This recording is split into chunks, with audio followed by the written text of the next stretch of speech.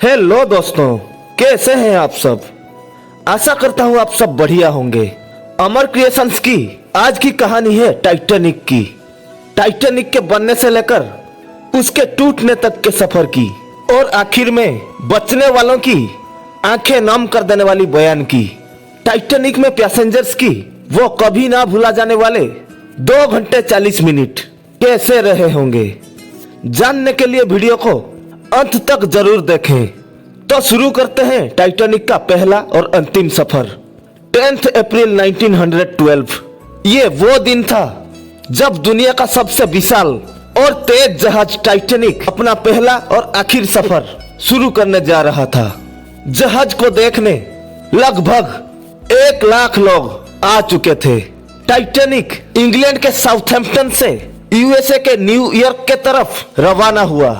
जब टाइटैनिक बनकर तैयार हुआ तो वो उस वक्त दुनिया की सबसे बड़ी चलती हुई चीज थी।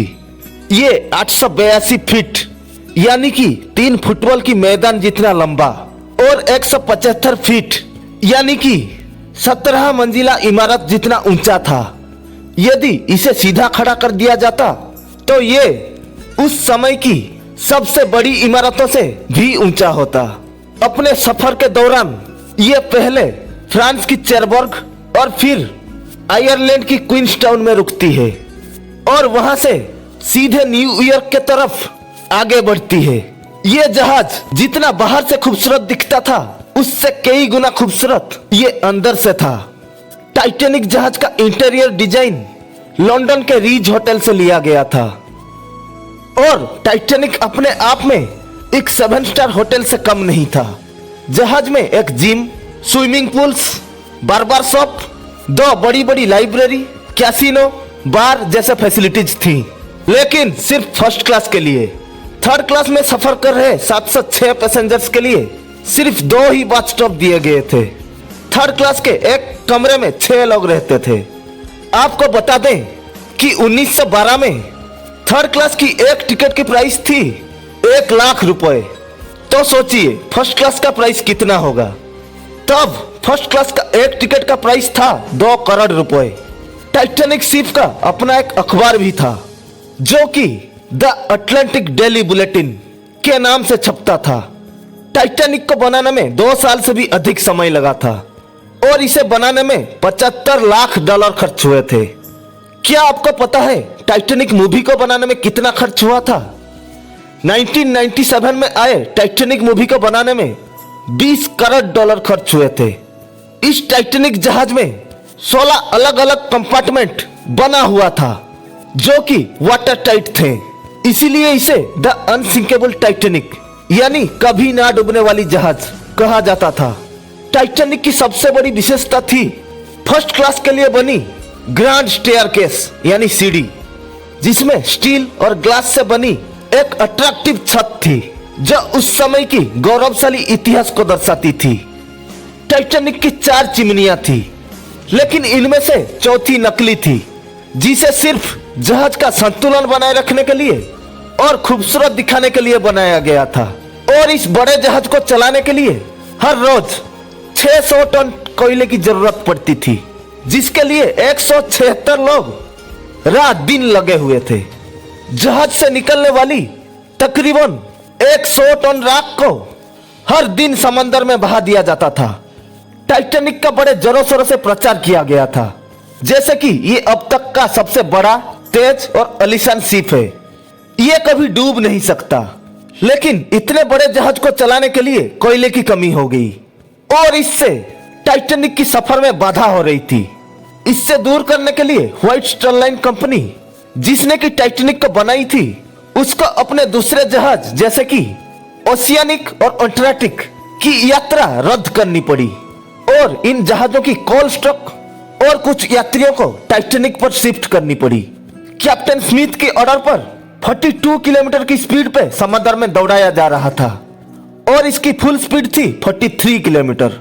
14 अप्रैल 1912 शाम का वक्त, हवा तेज थी जिस वजह से लहरें ऊंची उठ रही थी। डिनर चल रहा था। टाइटैनिक नॉर्थ अटलांटिक ओशन में था जहां काफी ठंड थी। पूरी यात्रा के दौरान ऑपरेटर जैक फिलिप्स और हेरोल्ड ब्राइड को आगे 6 आइसबर्ग की चेतावनी मिल रही थी। कुल मिला के टाइटैनिक को 6 बार वार्निंग मिल चुकी थी। रात को लगभग 9:40 को मिसा हुआ जहाज टाइटैनिक को बर्फ की मैदान और चट्टानों का चेतावनी भेजती है, लेकिन वार्निंग को अनदेखी की गई। 10:50 कैलिफोर्निया जहाज से एक मैसेज भेजा जाता है कि वो मार्ग में बर्फ के बीच फंस चुका है, जिस वजह से वो आगे नहीं बढ़ पा रहा है। वायरलेस ऑपरेटर जैक फिलिप्स यात्रियों के संदेशों को संभालने में ही व्यस्त थे और वो बार बार ऐसी चेतावनियों से परेशान होकर कैलिफोर्निया की ऑपरेटर पे नाराज हो जाते हैं।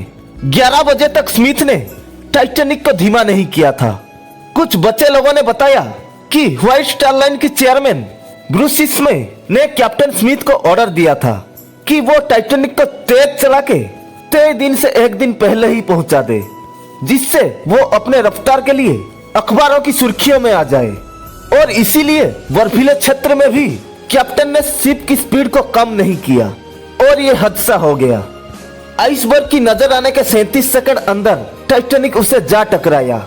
जब ऑफिसर्स को आइसबर्ग दिखाई दिया तो उनके पास एक्शन लेने के लिए महज 37 सेकंड बचे थे। तभी फर्स्ट अफसर मर्डॉक ने जहाज को लेफ्ट मोड़ने का और इंजन रूम को इंजन रिवर्स चलाने का ऑर्डर दिया था और जहाज को लेफ्ट मोड़ भी दिया गया था, लेकिन यह काफी नहीं था। यदि 30 सेकंड और पहले पता लग जाता या फिर स्पीड कम होता तो टाइटैनिक को बचाया जा सकता था। रात 11:40 अचानक टाइटैनिक को एक जोरदार झटका लगता है और थोड़ी देर बाद शिप को बीच समंदर में रोक दिया जाता है। एक बहुत ही बड़ा आइसबर्ग टाइटैनिक से टकरा गया था, जो लगभग 100 फीट ऊंचा था। टक्कर इतनी जोर थी कि उस हिमखंड के कुछ टुकड़े शिप में भी आ गिरे थे। फ्रेडरिक फ्रीड, उम्र 25 साल, आइसबर्ग को सबसे पहले देखने वाला क्रू मेंबर था और उसने तुरंत अलर्ट जारी किया।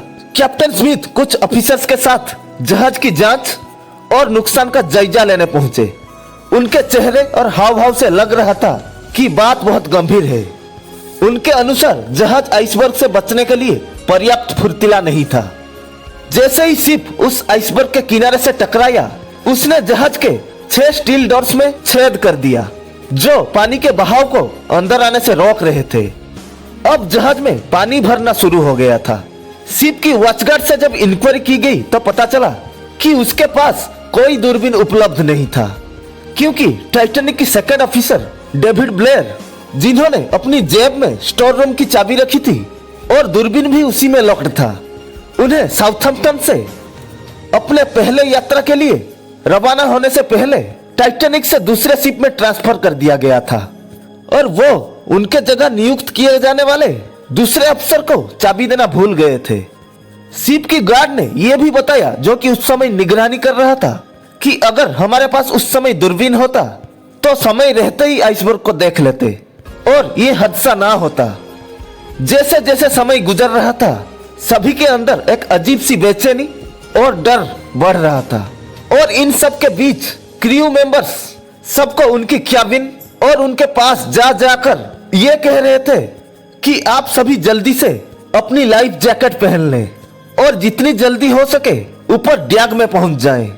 और वो सब इतनी हड़बड़ी में ये सब कर रहे थे कि किसी के पूछने पर कि बात क्या है, इसकी पूरी जानकारी दिए बिना ही आगे बढ़े जा रहे थे। स्थिति की गंभीरता तब समझ में आई जब वार्निंग और मदद के लिए वो पहला रॉकेट आसमान में छोड़ा गया। वो जैसे जैसे ऊपर जा रहा था, लोगों की उम्मीद भी आसमान में ऊपर जा रहे उस रॉकेट को देख रही थी। उसकी रोशनी से पूरा आसमान और समंदर जगमगा उठा। ये दृश्य जितना सुंदर लग रहा था, लेकिन उसका अर्थ बिल्कुल इसकी विपरीत था। ये इस बात का सिग्नल था कि कभी ना डूबने वाला शिप अपनी पहली यात्रा में ही डूबने वाला है। चारों ओर मायूसी और थोड़ी देर के लिए खामोशी छा गई। इसके कुछ देर बाद ही जहाज में चारों ओर अफरा तफरी और भाग दौड़ मच गई। उन सब के लिए सबसे बुरी खबर यह थी कि जहाज में 2200 पैसेंजर्स और क्रू मेंबर्स के लिए सिर्फ 20 लाइफ बोट्स ही थे, जबकि टाइटैनिक में 64 लाइफ बोट्स के लिए जगह थी। लेकिन टाइटैनिक की निर्माताओं ने सिर्फ 20 लाइफ बोट्स ही रखी थी, क्योंकि ज्यादा लाइफ बोट्स रखने से शिप की खूबसूरती खराब हो जाती, उससे ढक जाती और उनका ये ओवर कॉन्फिडेंस कि ये अनसिंकेबल शिप है, ये कभी डूबेगा ही नहीं, जिसकी कीमत पैसेंजर्स को अपनी जान देकर चुकानी पड़ी। टक्कर के 1 घंटे बाद पहली लाइफ बोट जारी की गई, लेकिन टाइटैनिक में उस वक्त मची अफरा तफरी ने और क्रू की मिसअंडरस्टैंडिंग के वजह से टाइटैनिक ने अपनी पहली लाइफ बोट 1 घंटे बीतने के बाद जारी किया, जबकि किसी भी जहाज की क्षतिग्रस्त होने पर तुरंत लाइफ बोट जारी कर देनी चाहिए।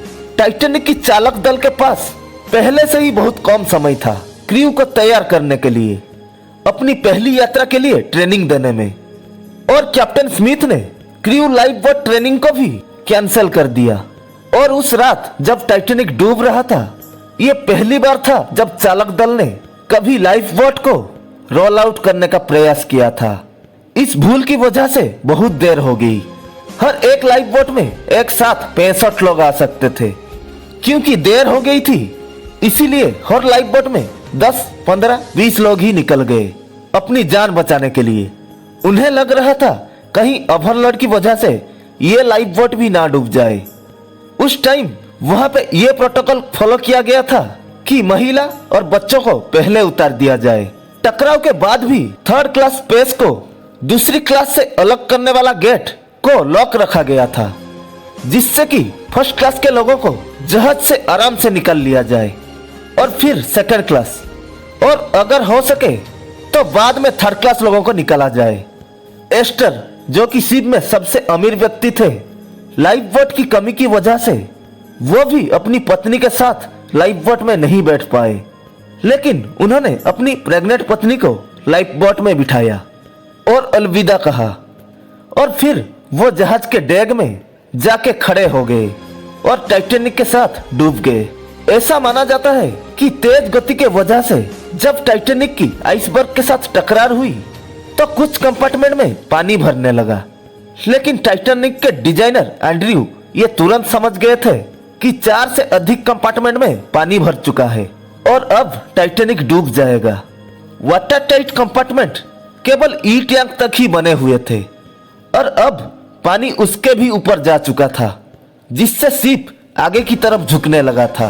कैप्टन स्मिथ वायरलेस ऑपरेटर्स को इमरजेंसी संकेत भेजने का आदेश देते हैं, लेकिन सामान्य अलार्म का आदेश नहीं देते हैं। लेकिन जब शिप डूब रहा था, तभी अपने सभी क्रू मेंबर्स और पैसेंजर्स को अपने हालात में छोड़ बचने के लिए नीचे उतरती हुई एक लाइफ बोट में छलांग लगा के बैठ जाते हैं और जिंदा बच जाते हैं, जिसके लिए पूरी लाइफ उन्हें क्रिटिसाइज किया गया। अब जब टाइटैनिक ने इमरजेंसी सिग्नल भेजा तो ओलंपिक शिप उसका रेस्पॉन्स भेजती है, लेकिन वो टाइटैनिक से 500 मील्स दूरी पर है, तो वो समय पे नहीं पहुंच पाएगी। 12:45 माउंट टेम्पल शिप भी टाइटैनिक को रेस्पॉन्स भेजता है और वो उससे 50 मील्स की दूरी पर है, लेकिन बर्फ की चट्टानों ने उसकी रास्ता रोक रखा है। रात 12:20 कारपेथिया जहाज तक ये इमरजेंसी सिग्नल पहुंचता है और वो मैसेज भेजता है कि वो टाइटैनिक की मदद के लिए निकल चुका है। हालांकि कारपेथिया एक धीमा जहाज है और वो टाइटैनिक से 58 मील्स की दूरी पर है और उसे टाइटैनिक तक पहुंचने में 3 घंटे से ज्यादा समय लगेगा। रशियन स्टीमर प्राइमा, जो 70 मील्स की दूरी पर था, उसे सिग्नल तो मिला, लेकिन वो भी टाइटैनिक से बहुत दूर था। अब कारपेथिया जहाज ही टाइटैनिक की आखिरी उम्मीद थी। एक तरफ टाइटैनिक से लगातार मदद के लिए सिग्नल भेजे जा रहे थे और वहीं दूसरी तरफ टाइम गुजरने के साथ साथ टाइटैनिक तेजी से अपनी अंत के ओर बढ़ रहा था और उसमें बचे पैसेंजर्स कुछ अपनी और कुछ अपनों की जिंदगी बचाने के लिए संघर्ष कर रहे थे। वो अंतिम कुछ पल इतिहास में कभी भुलाए नहीं जाएंगे। वहीं बीतते समय के साथ 3rd क्लास में भी पैसेंजर्स में आक्रोश बढ़ने लगा था। वो भी अपने जान बचाने के लिए ऑफिसर्स से लड़ने लगे कि उन्हें भी बचने का मौका दिया जाए। अब वो भी धक्का मुक्की करके लाइफ बोट में चढ़ने की कोशिश करने लगे, जिस वजह से जहाज में तनाव की स्थिति पैदा हो गई। इसके विपरीत टाइटैनिक में कुछ ऐसे लोग भी थे जो अपनी जान की परवाह ना करते हुए दूसरों की जान बचाने में लगे हुए थे। जहाज की डूबने की खबर मिलने के बाद भी इसके म्यूजिशियंस आखिरी सांस तक म्यूजिक बजाते रहे ताकि वे इस मुश्किल पल में जहाज के यात्रियों को उनके आखिरी पलों तक शांत और सकारात्मक रख सकें। सोचिए उस वक्त उनकी दिलो दिमाग की क्या स्थिति रही होगी कि वो लोग अपने आंखों के आगे उस लास्ट लाइफ बोट और उनके बचने की आखिरी उम्मीद को दूर जाते हुए देख रहे होंगे, पर फिर भी उन्होंने म्यूजिक बजाना बंद नहीं किया। वो लोग टाइटैनिक के साथ ही समंदर में समा गए। जैसे जैसे टाइटैनिक डूब रहा था और कई सारे लोगों के बीच सिर्फ कुछ ही लाइफ बोट्स रह गई थी, वहां कुछ लोग ऐसे भी थे जिन्होंने इंसानियत दिखाई, जिनमें से एक थे बेंजामिन गगनहैम। उन्होंने जहां तक हो सके शिप में लोगों की मदद की और अपने आखिरी समय में अपना पसंदीदा सूट पहन के एक जेंटलमैन की तरह तैयार होकर अपनी मौत को बेखौफ गले लगाया। उन्होंने एक सर्वाइवर के थ्रू अपनी वाइफ को एक लास्ट मैसेज दिया। उन्होंने कहा, न्यूयॉर्क में मेरी पत्नी से कहना मैंने अपना फर्ज अच्छे से निभाया है और मैं उससे बहुत प्यार करता हूँ। आखिरी बार बेंजामिन को टाइटैनिक की ग्रैंड स्टेयरकेस के नीचे अपने सर्वेंट के साथ ब्रेंडी और सिगार पीते हुए कुर्सी पे बैठे देखा गया था। मिल्विना डीन टाइटैनिक में सफर कर रही सबसे कम उम्र की यात्रियों में से एक, जो उस वक्त सिर्फ 2 महीने की थी। मल्विना टाइटैनिक सर्वाइवर्स में से जिंदा बची आखिरी थी, जो कि 31 मई 2009 को 97 की उम्र में दुनिया को अलविदा कह गई। इसिडोर एक अमेरिकन बिजनेसमैन थे। ये कपल भी टाइटैनिक में ट्रैवल कर रहा था। जब टाइटैनिक डूब रहा था तब उनकी वाइफ इड्डा को लाइफ बोट नंबर 8 में जगह दी गई थी, क्योंकि महिलाओं और बच्चों को पहले निकाला जा रहा था। लेकिन उन्होंने अपनी पति इसिडोर के बिना जाने से मना कर दिया। भले ही उनके दोस्तों ने उन्हें मनाने की बहुत कोशिश की, लेकिन उन्होंने ये कहते हुए इनकार कर दिया कि वो अपने पति से अलग नहीं होंगी। उन्होंने कहा, जैसे कि हम अब तक साथ रह चुके हैं वैसे ही हम साथ मरेंगे। क्योंकि ये फर्स्ट क्लास के पैसेंजर्स थे तो बाद में इसिडोर को भी इनके साथ जगह दे दी गई थी, लेकिन उन्होंने ये कहकर मना कर दिया था कि जहाज में अभी बहुत सारे बच्चे और महिलाएं हैं, उन सभी को अभी बचाया जाना बाकी है। और वाइफ इड्डा ने लाइफ बोट में अपनी जगह उनकी मेड एलेन को बिठा दिया। इड्डा और इसिडोर को आखिरी बार डेक पर गले मिलते हुए देखा गया था। आई विटनेस का कहना था कि ये प्रेम और विश्वास का एक अद्भुत नजारा था। जहाज के साथ ये दोनों भी डूब गए। आखिरी कुछ पलों में टाइटैनिक की आखिरी बची लाइफ बोट को अटलांटिक ओशन में उतारा जा रहा था, जो कि बचने की आखिरी उम्मीद थी। वो बदनसीब लोग जो इसमें नहीं बैठ पाए अब सिर्फ उस आखिरी बोट को और अपने बचे आखिरी उम्मीद को टाइटैनिक में खड़े दूर जाते हुए देखने के अलावा और कर भी क्या सकते थे। और अब जितना गहरा वो समंदर था उससे कई गुना गहरी उनकी निराशा थी। 15 अप्रैल की सुबह 2:18 एक भयानक आवाज के साथ टाइटैनिक 2 हिस्सों में टूट गया और अब वहां भयानक चीख पुकार मच गई। लोगों की रोने की आवाज समंदर में दूर लाइफ बोट में बैठे लोग साफ सुन सकते थे। मॉली ब्राउन, जो कि सर्वाइवर्स में से एक थी, वो उस समय लाइफ बोट में थी। उनका कहना था कि उस गहरी अंधेरी रात में 2 हिस्सों में टूटा टाइटैनिक सीधे खड़े हो गया और 2:20 पर वो सीधे समंदर में समा गया और अपने साथ उन 1500 लोगों को भी उस जमा देने वाली बर्फीले पानी के अंदर खींच ले गया। उस वक्त समंदर का पानी का टेम्परेचर -2 डिग्री सेल्सियस था, जहां कोई भी व्यक्ति 15 मिनट से ज्यादा जीवित नहीं रह सकता था, जबकि हर 5 में से एक व्यक्ति केवल 2 मिनट में ही कोल्ड शॉक की वजह से चल बसा। मॉली आगे बोलते हैं कि टाइटैनिक के डूबने के बाद लोग तैर कर बचने की भी कोशिश कर रहे थे। उनकी छटपटाहट देखकर मॉली बर्दाश्त नहीं कर पाई और उनकी मदद के लिए बोट वापस लेने के लिए बार बार बोली। फिर बाकी लोगों ने उन्हें जबरन चुप बिठा दिया। अगर वो वहां बोट ले जाते तो बोट पलट भी सकती थी। ऐसा सोच के लोगों ने उनका विरोध किया और आगे बढ़ गए। कुछ देर बाद ठंड की वजह से जो लोग पानी में थे उनकी आवाज और छटपटाहट भी शांत हो गई। कारपेथिया 3:03 पर घटनास्थल पर पहुंचता है और 705 लोगों को रेस्क्यू कर लेता है जो लाइफ बोट में थे। जब वो वहां पहुंचा तो इतनी सारी बॉडीज देखकर लग रहा था मानो वो सब विशाल समंदर में सो रहे हों।